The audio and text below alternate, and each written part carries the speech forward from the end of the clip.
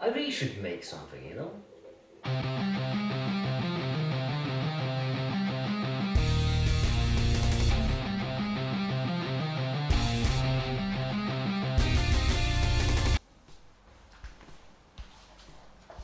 First things first, I got a cat. It is very annoying, incredibly loud, basically impossible to record anything with it in the background, and it's basically just like a massive headache. So first, we've got to do something about that, alright?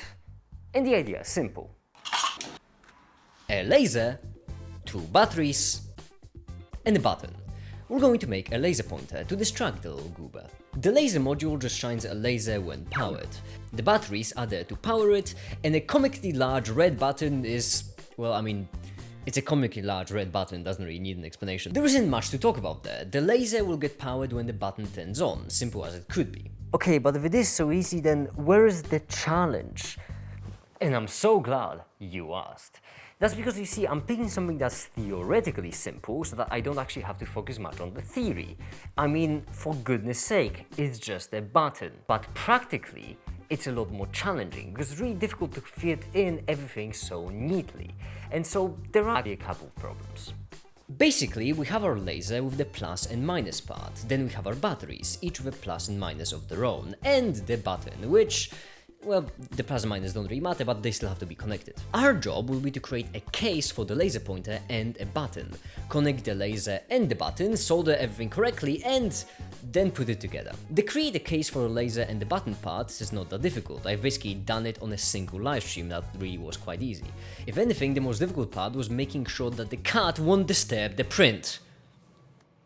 Whoa! Piss off! Piss! The way it works is pretty simple. We just have 2 hexagons empty on the inside, each one with a hole at the end. The hole is where we'll screw on the laser and the button, and then these 2 cylinders along with the holes is how we connect them. Simple as it could be. Then for the inside, I've created this little battery holder, where after adding pieces of wire on each side, I could fit in 2 batteries. This really neatly fits inside, shrimple as it could be. Or is it? That's because after screwing on the laser, after screwing on the button, how am I supposed to solder them together? Okay, so here it is once again in Blenderland. We'll have the left part, the right part.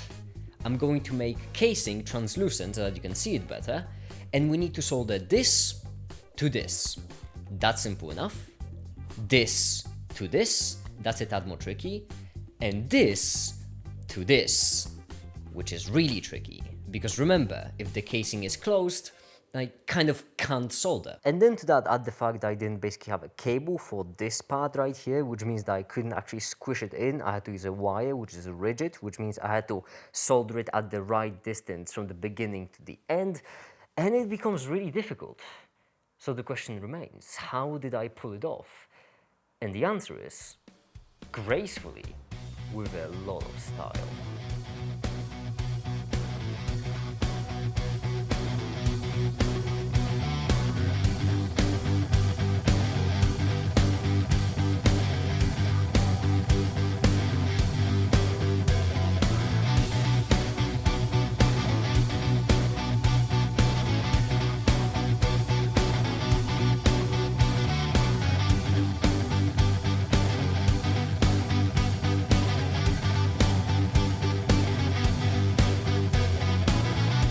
Well, not my fault I'm magnificent. But yeah, there it is. This is the laser. And it actually, believe it or not, still works. It still turns on and off. You have no idea how surprising that is for me. There is a bit of solder that's stuck on the inside making this noise, so I should probably put it away. Considering how many problems there were with this, because I didn't even mention all of them. So for example, the fact that the button, the 2 ends of the button, they were actually impossible to solder anything to. That sometimes happens with metals, and instead of fixing it up, I just decided to roll with it, and I basically had to perform like a surgery on the wire to bend it into the right shape with everything already being screwed in there. But effectively, the solder works, it holds up, the laser shines, the batteries didn't come loose, and then the design is functional, which I would say is a pretty good start. Next, let's tackle something a tad more challenging. Networking in C. Oh, you were expecting something fun and exciting. No, that comes later in the video. You see, for now, Daddy needs to get to work. Yeah, networking effectively means just communication in between devices, which will especially come in handy for future projects, whenever I'll make a controller or a robot or sentient slime. Doesn't matter. The point is, as long as there is more than one device involved, we'd like some kind of communication between them. And that's what I'm gonna work on. I'm gonna set up like a library thing in order to handle this communication more efficiently at a more deeper, lower abstraction level, which will be just useful in the future. So without any more screwing around, because I understand that this sort of technical thing can get really boring, let's get straight to the point and get right to it with no further delays. Actually, debugging would be convenient. Okay, so here's the basic idea. When we run our program, then there are certain moments when our program just stops and refuses to continue. In that case, we'd really like to know why it stopped, or at the very least at what point. And that's what debugging is for. It's for telling us where a program stops and why. Now I'm starting this off light because the entire debugging script is just this. Yep, it's just that line. I won't go in depth about how it works because frankly, it's extremely dull. But there's at least one semi-interesting thing, and that's the fact that debugs really slow a program down. That's because you not only need to run your program, but also check for the status of everything you do.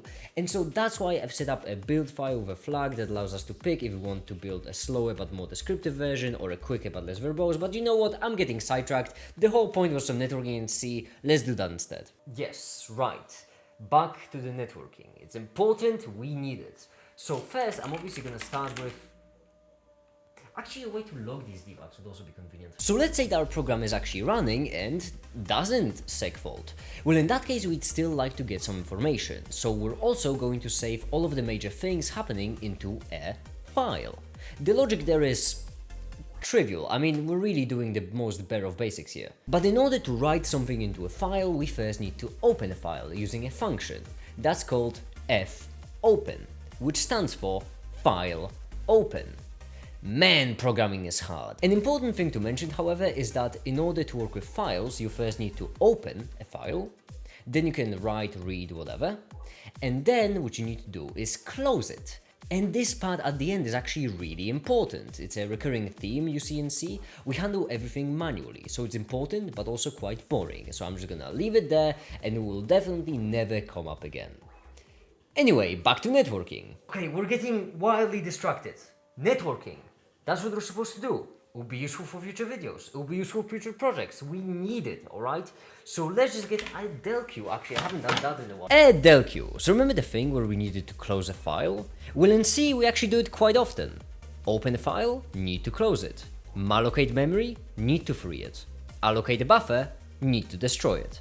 And whilst the allocations have to happen on the very beginning of our program, before we use the things that we allocate, freeing has to happen at the end of our program, after we use all the things we allocated. Which is a fair bit annoying because it means that every single time you create a variable that's more complex than the number 3, then you also need to remember to go to the very end of the program and add a corresponding function, which may not seem like a lot right now, but trust me, with large enough projects, it's sometimes really difficult to keep track of when a certain thing is created, when it's used, and when it needs to be destroyed. So here's my idea. What if, instead of doing that, adding to the start, then to the end, we just create like a list of functions that we need to execute at the end, a del queue of sorts. And then at the end of our program, we just execute everything from that del queue. Then on the very beginning, whenever we create an object that has to be deleted, we also add it to the del queue. Then our program runs, we can create new things if we want to, add them as it runs, and then at the end, del queue just handles all of it. Simple as it could be. Once again, don't wanna overdo it, it's all pretty simple stuff and... Oh, what's that? Oh, it's actually one of the most difficult things you can do in C. Well... Okay, let me just quickly explain why it's difficult.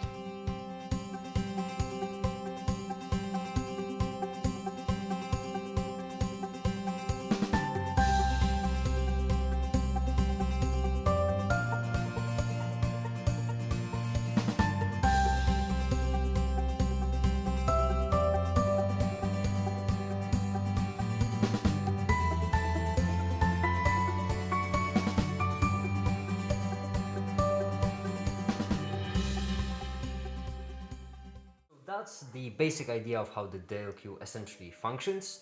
I know it's been a bit of a more background than expected, but I'll get to it soon with my computer science series. Anyway, for now, we need to crack on. Let's get to the next project, which is... So originally I was going to make this segment about this box.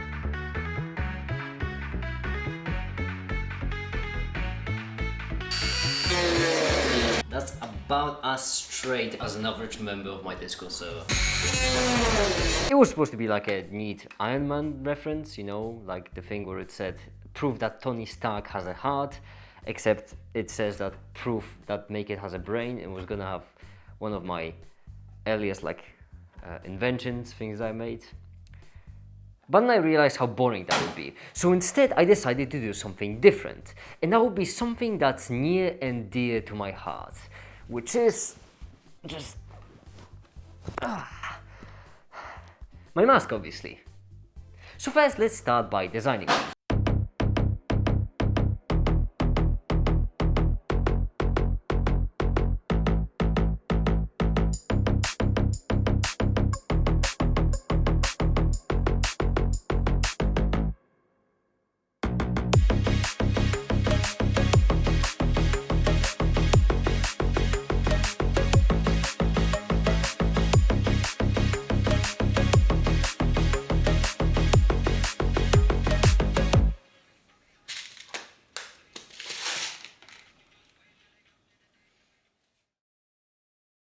And so there we go. We end up with this. What is it? Well, I mean, obviously it's a mask, that much is obvious. But what about that raspberry on the side? Well, in order to understand that, we'll need to rewind a bit to one very lovely live stream. Because might as well, if I won't be able to use SolidWorks anyway, might as well do everything in Blender. Casper, holy shit, that's a lot of money. Oh my goodness. $2. Oh, I think that might knock me off the half. That actually might knock me off the half point. Oh yeah. Right here. It's also got a floating point error. Because... Oh. 44. I am still more than half. You're the most likely to get it. Barely. $2 more and I need to donate to match it. This is... I'm happy... Oh, fuck off, Stump. Fuck you. Like that, it just goes, huh? Okay, well, alright. There we go. Okay, so that part of the live stream wasn't actually relevant, but I just wanted to add it there, so you know. If anyone ever thinks that I'm not actually borderline, please do take note that I've just spent 1/5 of my monthly income on a schizophrenia charity as a joke. I'm sorry, Patreons, alright? That's how I spend money. Anyway, back to the relevant part of the stream. Are you ready? I'm plugging it in. Educator. Are you ready? 3, 2, 1. Now what happens if I reactivate? Nothing. Nothing happens. Of course nothing happens. I kind of didn't think, like, what if... I kind of didn't think, what if it doesn't work? No, I won't. I didn't have a good time. It's booting. Oh! Oh my... What was that? Why? By the way, I would just like to mention, what you are seeing on stream, that's all I can see as well, because the only way I can see it is through OBS. Okay, we're gaming. We are up. That's all we need. How can I... Is there like a... something for making it full screen? This tool set. Do we have them? Ooh, this is bad. Do we have GCC? That's not bad. Could be worse. Okay, do we have Nano? Okay, we are ballin'. I would personally prefer them, but in order to do them, I would need to connect to the internet. Which might be challenging considering the state of the matter that I am in. I know, I am incredible. I assume you need an internet connection for that. Yeah, but I mean, but that's the only sorely hurdle. lacking. But that's the only hurdle, right? I just need to connect to the internet, that's it. You can do that right now on Remove screen. the French language I'm not pack. taking notes. Oh my goodness, thank you so much for reminding me. That is so correct, yeah. No, yeah, because yeah, you're right, the French language, it has to be removed, that is true. This is a lot of permission denied in there. Caper, if you added sudo, I would have done it. Honestly, shame on you for not adding sudo, because right now we are getting a massive anticlimax. This is almost as funny as the time you remembered that Discord is just a web app, and I was like, yeah, so Control R should work on it. Oh, really? Boop. Now, okay, that once again might have been a bit confusing. So what happened there? Well, what happened is I took that Raspberry Pi Zero and I plugged it in to my computer. Simple as it could be. There are basically two cables you can connect to a Raspberry Pi Zero for data. And the first one was just a typical USB. The second one was an HDMI. And so I basically plugged in an HDMI not into my monitor, only I plugged it into a HDMI to USB virtual camera setup, and then the USB, into the USB I've plugged in my keyboard. Basically like this. I feel like this graphic could illustrate it better. And I was able to edit it with a keyboard. But what if I needed to use a mouse? Well, if I had to move a mouse on the screen, then obviously I would just unplug the keyboard, plug in the mouse, move it about a bit, unplug the mouse, plug in the keyboard. Like a sane person. Now you may be wondering a couple of things. First of all, what is Raspberry Pi Zero? Because I suppose I didn't even mention that. Raspberry Pi Zero is just a really small computer. This thing is just a computer. It's absolutely tiny, it's magnificent, and I love it. And this will be the brains of the mask. I am just a host, alright? This is the parasite that actually takes over my mind, and this is the computational unit required for it. And it will be used for handling all sorts of things that this mask will be able to do. However, first, in order to handle them, we need to program the Raspberry Pi Zero. And doing it by separately plugging in a keyboard and a mouse and unplugging, replugging is mental. That's why instead I opted out for the obvious solution, and I tried doing that in the first place in my defense, which is the SSH. To not go too much in depth, SSH just like is remote access to a computer. That's it. If you want to access a computer remotely, you just use SSH, and it allows you to do literally everything. And so basically, on the very beginning, when I got the Raspberry Pi Zero, what I tried to do was something called a headless install. What it basically means is that you take a micro SD card, you flash it with an operating system of sorts, then you plug it into the Raspberry Pi Zero, and it works. Right away, from the start, everything works properly. There's just one snag in it. It didn't work. And that's why what I did is I just bought a lot of adapters in order to make the cables actually usable. I don't know whose idea was it to put mini HDMI on it. That's not HDMI, that's not micro HDMI, that's mini HDMI. That format is idiotic. So here we come to the question, why didn't the headless install work? What was going wrong? Was I getting the password incorrectly? Was I not understanding how networking works? Was I having some kind of specific OS flashing issue? Was it a hardware issue? Was obviously, you know, it's not going to be any of those due to my ironic tone. It just didn't turn on Wi-Fi. That's it. The entire thing turned on correctly, just didn't turn on Wi-Fi.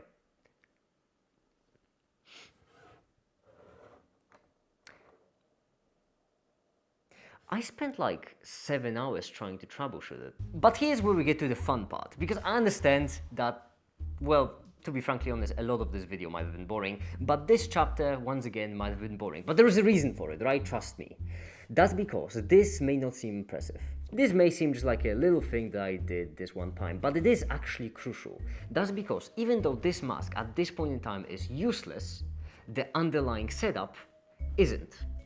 I spent days making this skeleton, making this mask, and setting up this Raspberry Pi Zero. And the reason why is because doing something for the first time is always way more difficult than repeating it.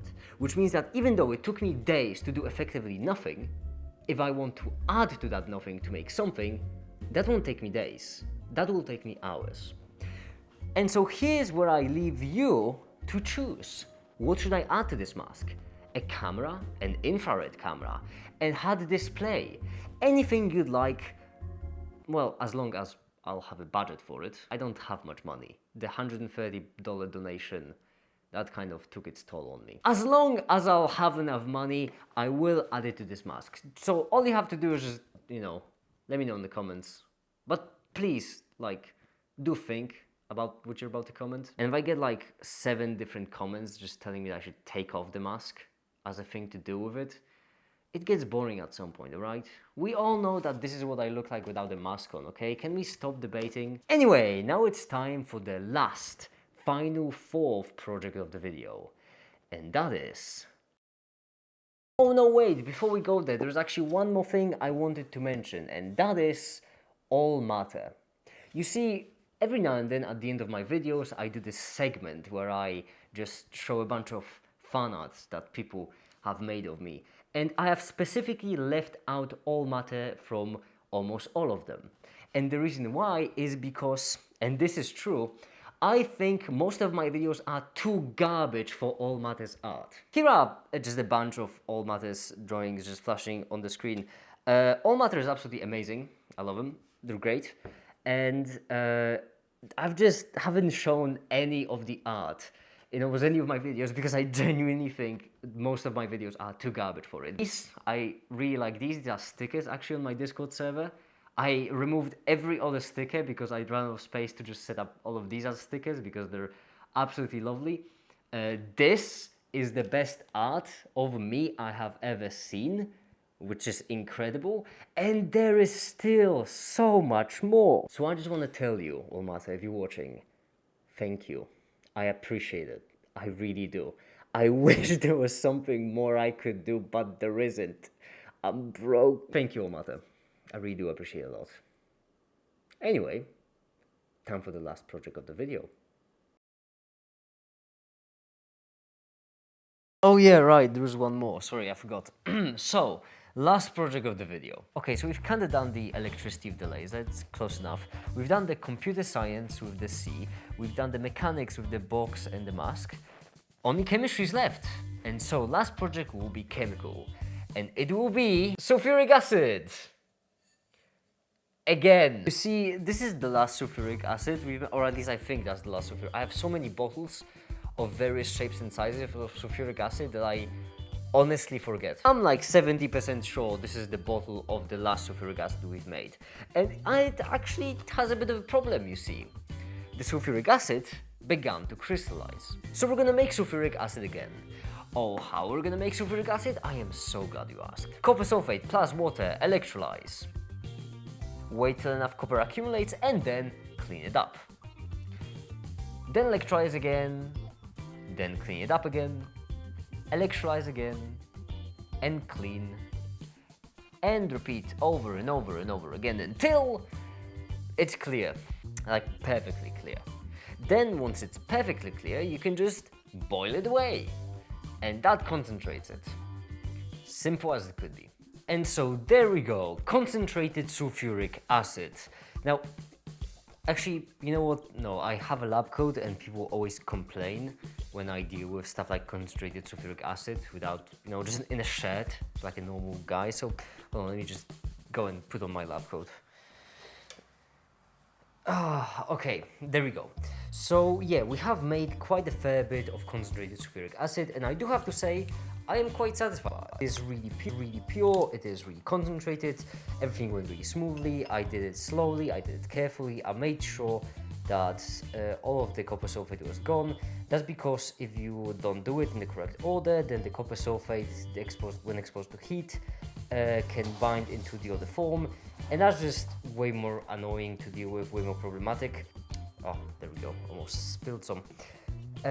But that's not the end. Obviously that's not the end. This segment has been extremely short. I still have a whole kilogram to deal with. There it is. Sorry, I'm completely blind in this mask, so I have no idea what's going on.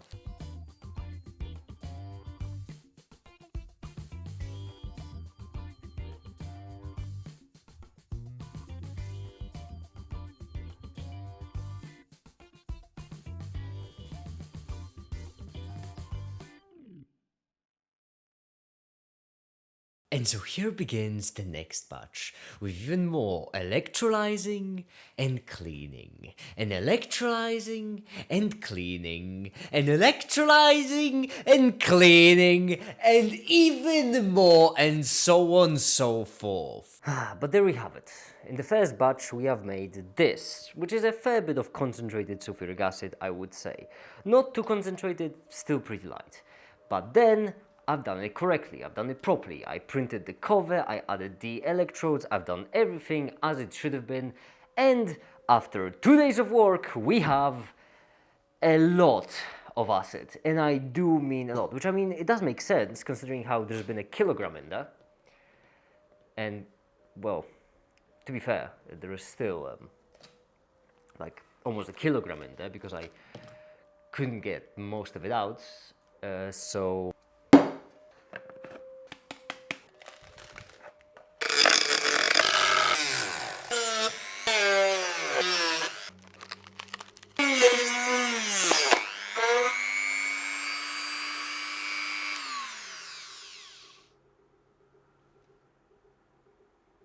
where did the saw go?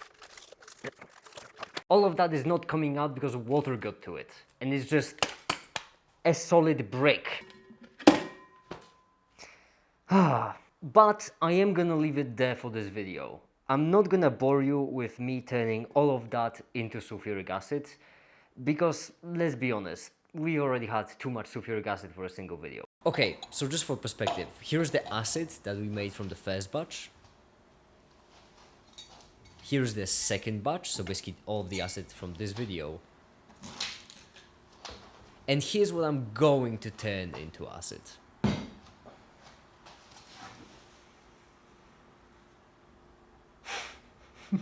But it doesn't matter. The point is, we finished the sulfuric acid. And now I just have a 3-liter large beaker full of copper sulfate solution that I'm going to be electrolyzing over the next couple of weeks. Tune in next time for the update. I'd like to take this time to thank my patrons, because now as I'll be making more and more of the practical videos like these, I will actually need a budget because, my goodness, all of those practical things cost a lot. I would like to especially thank Acronymus, Useless, Quasar and Tefta for supporting me with the highest patron tier. Thank you all so much, and thank to all my patrons because you allow me to do what I do. I stream no longer every single day because my mental health wasn't able to take it after 2 years apparently. That's my limit. I can stream every single day for 2.5 years and then I don't know. They are charity streams, would recommend, it's a lot of fun. I have a Discord server and such and such. I'm just gonna wait for a couple more seconds. Okay, you see, a lot of people skip these final chapters, even though I thank everyone, it's just kind of rude to skip it, in my opinion. So as a form of punishment, here's actually a secret 5th project, just for you. It's pretty exciting because I spent a lot of time working on it, it took a lot of effort, and it was the most time-consuming and resource-consuming thing I think ever done. Hold on, let me show you. Now, the projects up to now might have been a bit dull, a bit boring, and there is a reason for it in my defense. You see, if I want to make the exciting, grand, massive things in the future, then I first need to develop the skills for it, and as such, right now we need to start simple, with simple, small projects. That said, however, I do understand that the video so far may have been a bit boring. The projects weren't all that exciting and they were extremely, technical in the most boring kind of way. So I want to make up for it, alright? That's because I have actually prepared a 5th thing, right? It's kind of a new one for me and I think it's really exciting. I think you'll like it a lot. I've been foreshadowing it and, let me just go with it. This is an acid-proof cat. Okay, so in order to demonstrate just how acid-proof this cat really is, I'm gonna put him into the bucket. Get in, get into the bucket, get in. There we go. And now, the sulfuric acid from before. See, I told you it was useful. I am pretty confident in my bioengineering abilities, to be completely honest, so I'm not really all that worried. I went in for the highest concentration of acid I could master. That's because